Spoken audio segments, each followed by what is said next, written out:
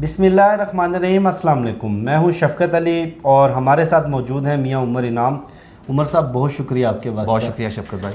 عمر ویسے موضوعات تو بہت سارے ہیں آج کی ڈسکشن کے لیے، لیکن سب سے اہم سوال، بول ٹی وی کے اینکر جمیل فاروقی کو بھی گرفتار کر لیا گیا، لیکن جس طرح ان پہ تشدد کیا گیا، واضح نشانات نظر آ رہے ہیں، ٹی وی چینلز کو بند کیا جا رہا ہے، لوگوں کو ہراساں کیا جا رہا ہے، گرفتاریاں، مقدمات، یہ کیا تمام مسائل کا یہی حل ہے؟ بہت شکریہ قریشی صاحب. دیکھیں آپ انٹرنیشنل ریلیشنز میں اس وقت ایم فل کر رہے ہیں قائد اعظم یونیورسٹی سے، جو کہ پاکستان کی نمبر 1 یونیورسٹی ہے. میں نے بھی انٹرنیشنل ریلیشنز میں ہی ماسٹرز کیا ہوا ہے. جتنا بھی ہم نے پڑھا ہے کتابوں کو، جو ہم نے فلسفے پڑھے ہیں، جو ہم نے تاریخ کو پڑھا ہے، اس میں کسی جگہ پر بھی تاریخ نو انسانی کی پہلی تاریخ سے لے کر آج تک کبھی ہم نے یہ نہیں دیکھا کہ کسی جنگ کا جو حل ہے وہ دوسری جنگ ہو، کسی المیہ کا حل دوسرا المیہ ہو، کسی کرائسس کا حل دوسرا کرائسس ہو. ہمیشہ ٹیبل ٹاکس ہی جنگوں کا حل ہے، کرائسس کا حل ہے، مسئلے مسائل کا حل جتنا بھی ہوتا ہے وہ ساری گفتگو شنید سے ہوتا ہے. آپ ڈیبیٹ کرتے ہیں. آپ ہماری جو اس وقت ویسٹرن سوسائٹی کو ہم آئیڈیلائز کرتے ہیں کہ وہاں پر کیا مسئلہ ہے، کہ بہت زیادہ کوئی مسئلہ مسائل ہوتا ہے تو وہ اس کو ڈسکس کرتے ہیں، اس پہ ڈیبیٹ کرتے ہیں، اور جب پوری ڈیبیٹ ہو جاتی ہے تو اس مسئلے کا حل سولوشن نکالتے ہیں. پاکستان میں مسئلہ یہ ہے، بلکہ پوری تھرڈ ورلڈ کنٹریز میں یہ مسئلہ ہوتا ہے کہ ہم نے ہر چیز کا حل ریاست نے ڈنڈے سے نکالنا ہوتا ہے، تشدد سے. اب یہ جو گرفتاریوں کا سلسلہ پچھلے 4 مہینوں سے چل رہا ہے رجیم چینج کے بعد، جس میں ہم نے دیکھا ہے کہ درجنوں گرفتاریاں بھی ہو رہی ہیں، لوگوں کو تھریٹ کیا جا رہا ہے، مارا جا رہا ہے، ان پہ تشدد کیا جا رہا ہے، ان کو ذہنی ٹارچر کیا جا رہا ہے. ابھی ایک ہفتے میں شہباز گل اور پھر یہ اب جمیل فاروقی اور بڑے مضحکہ خیز الزامات لگائے، اور پھر اس سے پہلے عمران ریاض کے ساتھ جس طریقے سے ہم نے دیکھا. دیکھیں یہ مسئلوں کا حل نہیں ہے. ریاست ماں جیسی ہوتی ہے. اعتزاز احسن صاحب نے وکلاء تحریک کے دوران ایک نظم بھی لکھی تھی کہ ریاست ہوگی ماں کی جیسی. آج بھی انہوں نے بات کی اعتزاز احسن صاحب نے، جو عدلیہ آزادی تحریک چل رہی ہے اس سلسلے میں. تو مسئلہ یہ ہے کہ آپ کو جب بھی کوئی مسئلے مسائل ختم کرنے، آپ نے فاصلہ کم کرنا ہے. ابھی کیا مسئلہ ہے؟ ریاست میں اور عوام میں فاصلہ زیادہ ہو گیا، اور ریاست سٹ پٹا گئی ہے، وہ اوٹ پٹانگ حرکتیں کرنے پہ اتر آئی ہے، اور اس کو لگتا ہے کہ شاید وہ لوگوں کو ڈرا کر، دھمکا کر، ان کو چھتر مار کے، جس طرح شہباز گل کو مارے گئے اور اس نے بیچارے نے سب کو بتایا ہے کہ میرے اوپر جو ہے وہ جو ان کا وہ ایک لوکل یہاں پاکستانی 3rd ڈگری ٹارچر میں استعمال کرتے ہیں، اسے چھتر کہتے ہیں جناب، برہنہ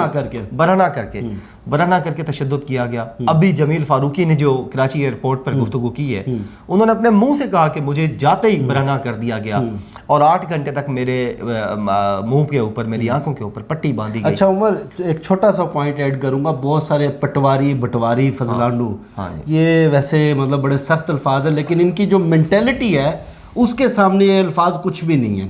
مذاق اڑا رہے تھے کہ عمران خان نے جنسی تشدد کا الزام، کسی کو برہنہ کرنا یہ بھی تو جنسی تشدد ہے. برہنہ کرنا بالکل جنسی. آرٹیکل 15 کانسٹیٹیوشن کا dignity of human being, dignity of citizen. ہوتا کیا ہے، آپ نے بڑی زبردست بات جو ہے وہ ناظرین کے لیے اور میرے لیے بھی یہ نئی بات ہے کہ صرف کسی کو برہنہ کر دینے کو بھی جسمانی تشدد ہی کہا جائے گا، جو کہ جنسی تشدد کہا جائے گا، جو کہ عمران خان صاحب نے بھی کہا. دیکھیں ایک آدمی کی یا ایک انسان کی ایک ڈگنیٹی ہوتی ہے، اور سب سے بڑی ڈگنیٹی اس کا جسم ہوتا ہے، جس کو وہ چھپاتا ہے. ٹھیک ہے، انسان جیسے ہی سیولائزڈ ہوتا گیا اپنا جسم چھپاتا گیا. اب یہ لوگ جو کر رہے ہیں، انہوں نے جمیل فاروقی کے ساتھ کیا یا شہباز گل کے ساتھ کیا. دیکھیں مہذب دنیا میں تو اس کا کانسیپٹ ہی نہیں ہے. ایسی کوئی بات ہوا کس جگہ؟ کراچی میں. کس کی حکومت ہے؟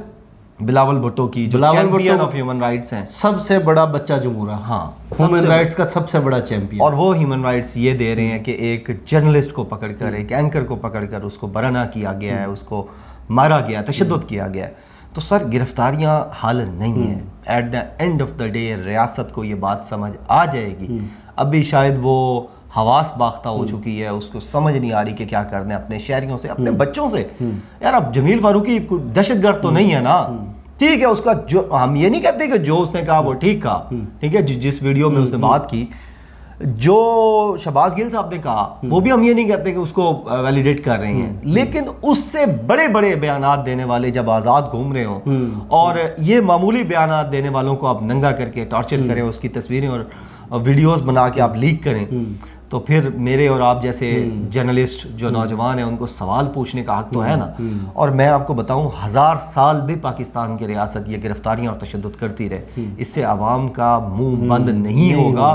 اور یہ جو ایک نا ڈیلیکیٹ قسم کا بڑا پتلا ایک فرق ہوتا ہے یعنی ریاست اور عوام کے اندر, اور یہ اگر ایک دفعہ یہ ایک ہوتا صرف ایک ہی دفعہ ہے کہ ایک دفعہ شرم حیا ختم ہو گئی اور عوام کا ہاتھ گربان تک پہنچ گیا, پھر وہ گربان پھاڑ دیتے ہیں. اچھا عمر, آج آپ بھی سارا دن ایف8 کچہری میں رہے, کل ساری رات آپ بنی گالہ میں رہے, بڑا ہیکٹک دن تھا, مطلب 2 دن ہی لگا لیں, کل رات سے لے کے آج سارا دن تھا. پہلے شہباز گل صاحب پر بات کر لیتے ہیں کہ آج ان کا فزیکل ریمانڈ دے دیا گیا, جھوٹ بول کر ان کو لایا گیا, دھوکے سے لایا گیا, اور ان کی کنڈیشن کیسی تھی, کیا ہوا سارا دن شہباز گل کے کیس میں؟ شفقت قریشی صاحب, میں آپ کو ایک مختصر قصہ اسی سے ریلیٹڈ سناتا ہوں. ثاقب حسن صاحب ہیں امریکہ میں, 3 سال پہلے 2019 میں انہوں نے مجھے کال کی. میرا یہ یوٹیوب چینل آپ کا بھی میرا دیکھتے تھے, صدیق جان کے توسط سے ہماری تو کوئی اتنی نہیں تھی, صدیق نے ہمارا نام لے کے سب لوگوں کو کہا کہ ان کو دیکھا کریں. مجھے ثاقب حسن صاحب کی کال آئی, میں یہیں بیٹھا تھا اسی ٹیبل پہ, تو انہوں نے کہا عمر انعام صاحب پاکستان کی جو موجودہ تباہی ہے اس کا سب سے بڑے ذمہ دار کون ہے؟ میں نے کہا جی سیاستدان. میں نے ایک لمحے سوچے بغیر کہا سیاستدانوں نے یہ کیا. دوسرے نمبر پہ میں نے کہا جرنیل, ٹھیک ہے کہ وہ بار بار مارشل لا لگا دیتے ہیں, ٹھیک ہے, انگلیاں کرتے رہتے ہیں پورے نظام کے ساتھ, ہر 3 سال بعد ڈیسٹیبلائز کر دیتے ہیں چیزوں کو, جس کی وجہ سے کام نہیں چل پاتا. سیاستدان کرپشن کرتے ہیں. انہوں نے کہا نہیں, اس ملک کی, یہ میں آپ کو اونوت کہہ رہا ہوں, ثاقب حسن صاحب نے مجھے کہا اس ملک کی جو تباہی کی سب سے بڑی ذمہ دار اس کی عدلیہ ہے. میں نے کہا وہ کیسے؟ انہوں نے کہا جب اس ملک میں سب سے زیادہ اختیار کس کے پاس ہے؟ میں نے کہا جی وزیر اعظم کے پاس. انہوں نے کہا نہیں, چیف جسٹس کے پاس. وزیر اعظم کس کے پاس پیش ہوتا ہے؟ صدر مملکت کو کون کال کرتا ہے؟ آرمی چیف کے وکلاء کس کے پاس جاتے ہیں؟ چیف جسٹس کے پاس.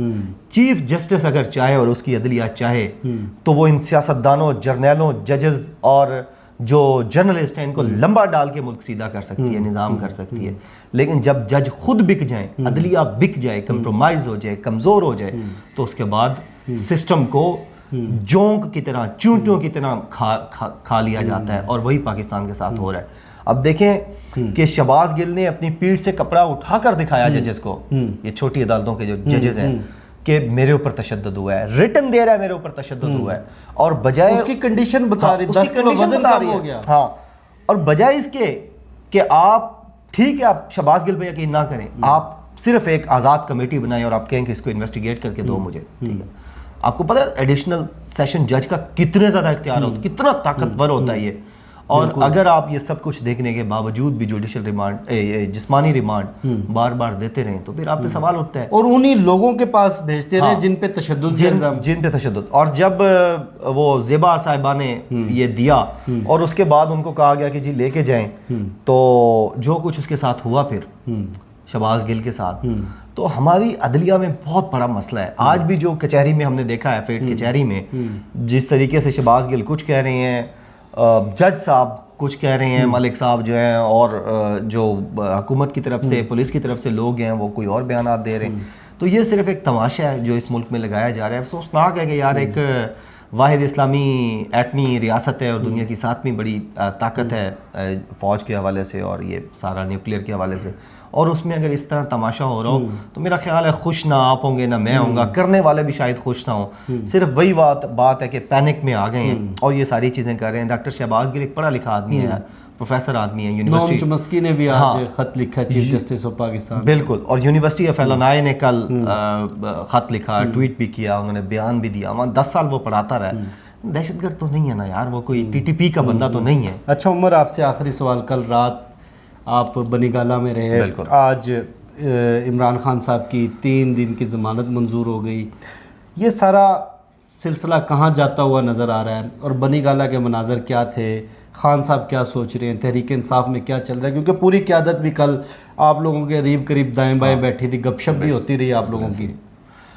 دیکھیں جو کل رات کے مناظر تھے یہ پاکستان کی تاریخ میں پہلی دفعہ ہوا ہے کہ کسی کو اریسٹ کیا نہیں گیا, اریسٹ کرنے کی صرف دھمکی لگائی گئی ہے اور لوگ اپنی جانوں کا نذرانہ پیش کرنے اور اپنے جانوں کی پرواہ نہ کرتے ہوئے وہاں پر آ گئے ہیں اور انہوں نے جا کر ساری رات وہاں گزاری. بڑے جذباتی مناظر تھے. 3 4 مہینے کی بچیاں بچے والدین نے اٹھائے ہوئے تھے, وہ آئے ہوئے تھے.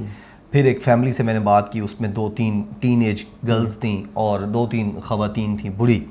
تو میں نے کہا کہ آپ کو پتہ ہے یہاں شیلنگ بھی ہو سکتی ہے, اگر ڈی چوک پہ ہو تو کہیں نہ کہیں بندہ ادھر ادھر F6 میں G6 والے وہ گھر والے بلا لیتے ہیں, کسی گلی میں چلا جاتا ہے, شہر میں آمد رفت ہوتی ہے, تو جنگل ہے, کنجسٹڈ سی جگہ وہ عمران خان چوک. تو یہاں اگر شیلنگ ہوگی تو آپ لوگ کیسے جائیں گے, کیا کریں گے؟ انہوں نے کہا ہم حلف لے کر گھر سے نکلے تھے کہ اگر عمران خان کو کچھ ہوگا تو ہم تب تک اپنے گھر صحیح سلامت نہیں جائیں گے جب تک عمران خان کا بدلہ نہ لے لیں. یہ سینٹیمنٹس تھے. پھر 80 سال کے بڑے مرد و خواتین ہم نے وہاں دیکھے جو ساری رات وہاں بیٹھے رہے. یہ عمران خان کی پاپولیرٹی تو ہے, اب کوئی مانے نہ مانے, اس کو سمجھے نہ سمجھے, تو اس کی اپنی عقل ہے, ٹھیک ہے. پاپولر تو عمران خان ہے. رات جو انہوں نے ایک بھنڈ مارنے کی کوشش کی, میڈیا میں ہم بھنڈ کہتے ہیں بہت بڑی غلطی کو کہ یار یہ بھنڈ مار دیا اس بندے نے نا, تو یہ جو بہت بڑی غلطی کرنے کی کوشش کی گئی ہے یہ بیک فٹ پر گئی ہے ریاست اور اس کے جو بھی لوگ سمجھ رہے تھے, اور بہت بڑا سینٹیمنٹ وہاں آیا ہے, لوگوں نے آ کے پروٹیکٹ کیا ہے. میں ابھی چیک کر رہا تھا, ابھی بھی کچھ لوگ وہاں پہ آل دو وہ 3 دن کی بیل مل گئی ہے لیکن اس کے باوجود لوگ وہاں بیٹھے ہوئے ہیں, اور مختلف قافلے بھی وہاں پہنچ رہے ہیں جو دور دراز سے لوگ چلے تھے تھوڑی تعداد میں, کہ جو یہ کہتے ہیں کہ عمران خان کی سیکیورٹی سنبھالیں گے.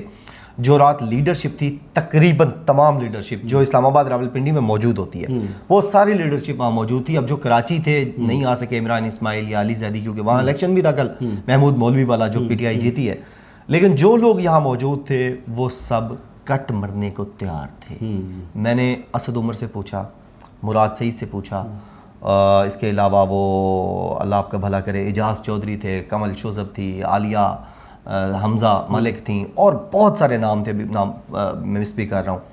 تو میں نے اسد عمر سے اور فواد چودھری سے اور مراد سعید سے جب ڈسکس کیا ان چیزوں کو تو میں نے دیکھا کہ وہ کلیئر ہے, ٹھیک ہے. وہ کوئی یہ نہیں ہے کہ آئے گا بندہ تو ہم گفتگو کریں گے, گفتگو کے بعد پھر دیکھیں گے تلخی کہاں پہ ہوتی ہے, پھر ڈیڈ لاک ختم, اور کہتا ہوں نہیں ڈو اور ڈائی ہے, نو اور نیور ہے. جب کوئی آئے گا لڑیں گے, تیار بیٹھے, مریں گے اس کے لیے عمران خان. شاید یہی وجہ ہے کہ حکومت بیک فٹ پر گئی ہے, اور اللہ کرے لندن تک سے فون آئے گا, یہ غلطی نہ کرنا, اور اللہ کرے یہ بیک فٹ پہ رہے, کیونکہ یہ جو مس ایڈونچر ہے نا, اس سے عمران خان تو مینٹلی تیار ہے لیکن یہ ریاست برداشت نہیں کر سکے گی, یہ پاکستان برداشت نہیں کر سکے گا. ہمارے جتنے بھی کنسرنز ہیں ینگ جرنلسٹ ہونے کی وجہ سے, ینگ پاکستانی ہونے کی وجہ سے, وہ صرف پاکستان کے لیے.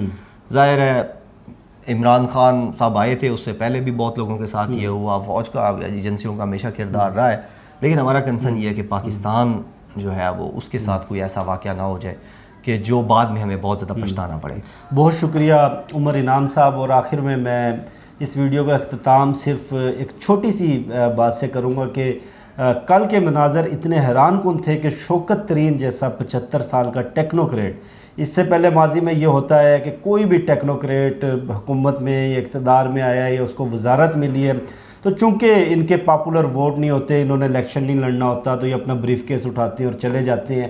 شوکت ترین لبرٹی چوک میں گاڑی پر کھڑے ہو کے عوام سے خطاب کر رہے تھے. 75 سال ان کی عمر ہے, بیمار بھی رہتے ہیں, بالکل, اور بڑے حیران کن مناظر تھے. بہرحال اللہ پاک سے دعا ہے کہ اللہ پاک پاکستان کی سلامتی کے لیے جو بھی ہو وہ عوام کی جو خواہشات ہیں اس کی مرضی اور منشا کے مطابق فیصلے ہونے چاہیے. مجھے شفقت علی کو اور عمر انعام کو دیجیے اجازت. انشاءاللہ آپ سے پھر نیکسٹ ویڈیو میں ملاقات ہوگی. پاکستان زندہ باد.